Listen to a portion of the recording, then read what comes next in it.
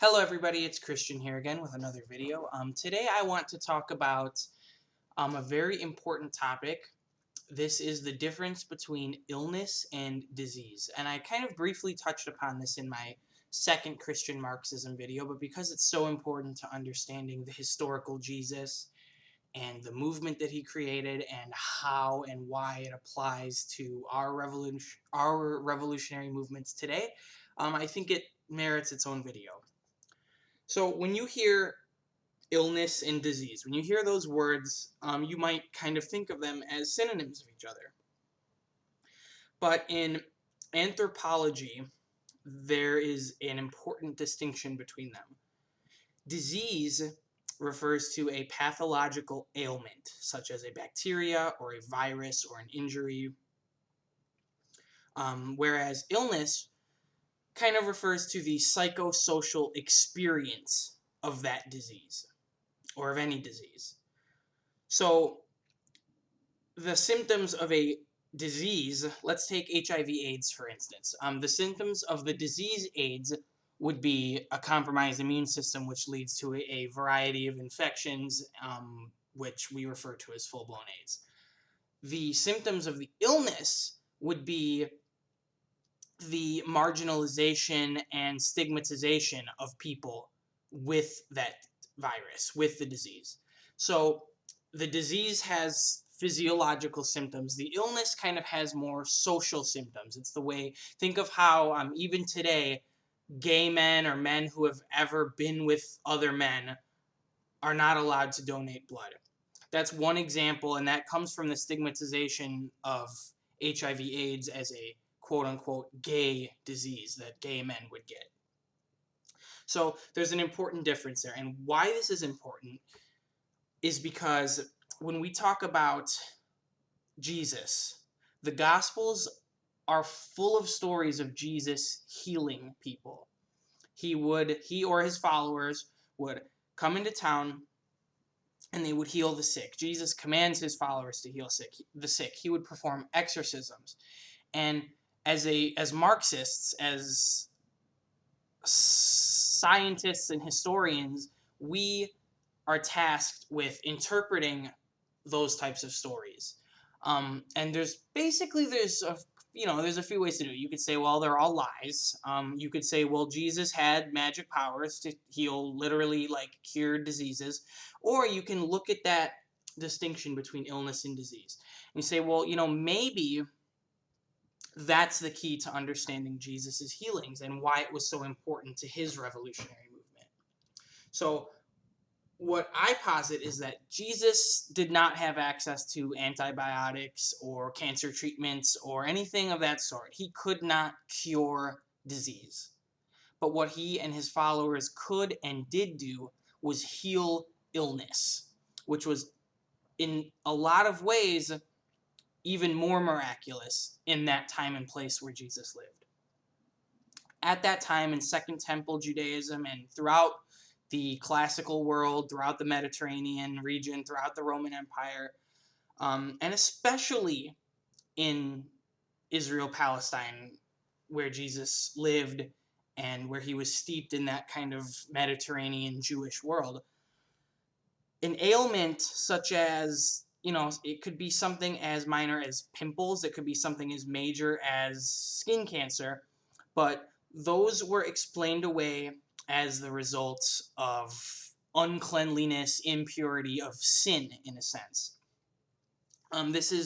So people who had those types of ailments, because people of that time did not have medical science with which to diagnose the physical disease, what would happen is they would assume, basically, and there is a lot in the scriptures that support this, because the scriptures are a hodgepodge of conflicting and different, struggling ideologies with each other. And one such ideology was that people who exhibited disease were sick. So their disease was whatever was eating away at their skin or their body. The illness was the way they were treated by their peers, by their neighbors, by the religious authorities, etc. So, for example, they would be considered impure and they wouldn't be allowed to sit at the table and eat with their families or neighbors. That would make everyone else impure. And you have to understand, these people were not afraid of catching a bug. They didn't think of it as contagious in the sense of bacteria spreading from person to person. They thought of it in terms of sin, of impurity spreading from person to person. So it was much more about social ostracization than it was about, quarantining someone because of bacteria or a virus. And for many poor people, which was a lot of people back then who couldn't afford to travel to Jerusalem, purchase an animal sacrifice, and go through the whole ritual to become pure, they had to live in near constant states of impurity and uncleanliness. For something, in some cases, as simple and meaningless as acne. So, what Jesus did when he healed the sick is he didn't touch his hands on someone and their pimples disappeared or their leprosy vanished from their body or their tumors shrunk or vanished. What he would do is Jesus or his followers would go into town. And because Jesus had a reputation as a healer and exorcist and teacher and rabbi, him coming into a tiny little village on the Sea of Galilee would have been kind of a big deal for the people there. The village elders, or the most important people, the wealthiest people in the village, would have wanted Jesus to come and eat dinner with them. They would have wanted to be seen with him because he was a popular figure. What Jesus did was he explicitly and actively sought out the impure, the unclean, the ill, the people suffering from these social illnesses based on physical diseases, and he would embrace them physically and metaphorically. He would break bread with them. This is why Jesus was accused of eating with sinners, etc. He would speak to them. He would treat them as his equal. And doing so, while he was not able to cure the disease, doing so went a long way in healing the illnesses that those people suffered from in that time. If you saw this respected, important, popular figure embracing your neighbor who you thought of as unclean and not worthy to be associated with, maybe it would spur something in you to treat your neighbor a little better. And doing so may have even alleviated some of the physical symptoms of that disease, because a lot of that stuff does tend to be psychosomatic, or at least exacerbated by our social environment. And by the way, you can think of the same exact thing in terms of exorcisms. Healings and exorcisms kind of they are distinct in the Gospels, but they are also very closely linked in a way, because they kind of serve the same exact function, even though they're not described the same way. Many exorcisms may have been manifestations of mental illness that were just, instead of being blamed on a chemical imbalance in the brain, they were blamed on demons. So, again, while Jesus didn't have Prozac for these people, what he did have was the ability and the will to just treat them like a human being, and to have his followers and the people who came to see him treat them as a human being. I was told this story about homeless people by a professor of mine when I was in college, and he said that a lot of the reason homeless people tend to appear to be mentally ill to us, while some of it is maybe because they are mentally ill and that's why they're homeless, in a lot of cases, homelessness and destitution can turn you ill. Imagine standing on a street corner all day panhandling. Imagine hundreds of people walking past you every day, their eyes going right over you like you're not even there. You might ask yourself, do I really even exist? Well, what Jesus was able to do is look those types of people in the eye and hug them and tell them, you are a person, you are worthy, you are a part of this movement. In fact, this movement is about you. You're not just a part of it, you are this movement. That kind of validation and social and emotional support is miraculous. And that is how Jesus and his followers healed the ill.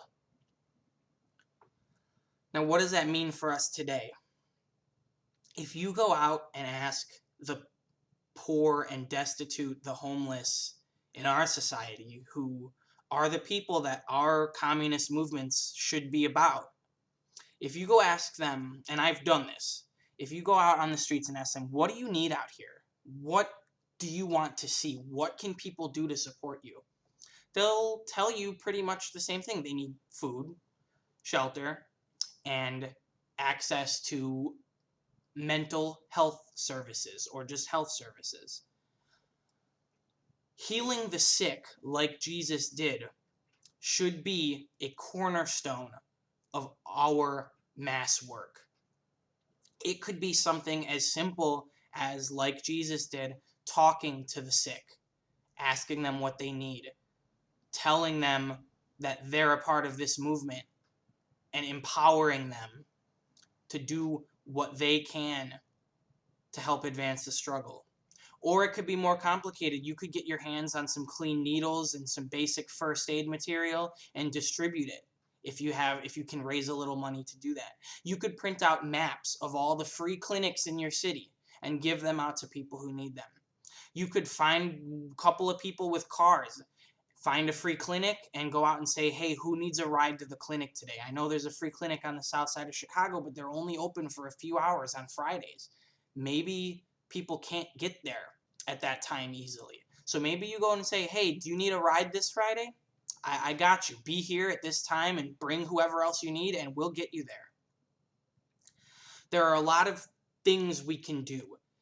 A lot of us are not doctors. We're not nurses. We're not practitioners. We can't cure all of these people's diseases because we have a fucked up capitalist for-profit healthcare system that is designed to keep people sick. And while we may not be able to cure all of their diseases, we can certainly heal some of their illnesses. And we have to. Not because, oh, we want to ingratiate them to us so that they'll join our movements and we can use them as cannon fodder in the revolution, but because they are the revolution. They are the masses. They are the oppressed. They are the colonized. They are the ones who this is about. Jesus understood that. Marxists and communists need to understand that today, and we need to go out and heal the sick. Thank you so much. Feel free to leave a comment. Let me know what you thought. If you have any questions, if you want to suggest another video topic. And if you like this, please, please, please sign up for my Patreon. It's you can get some pretty nice benefits for only $3 a month. You'll be helping me create more videos like this in the future. Solidarity and God bless.